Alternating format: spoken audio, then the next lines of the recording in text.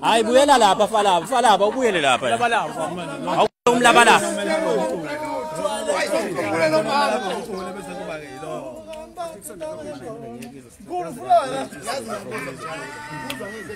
hayi hamba buya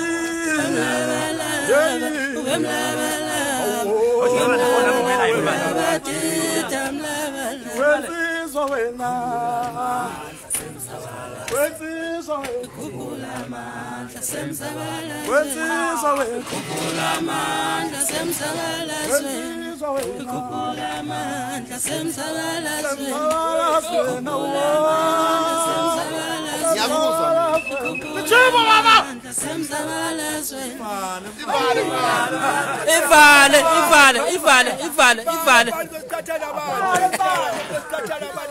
Wethu na.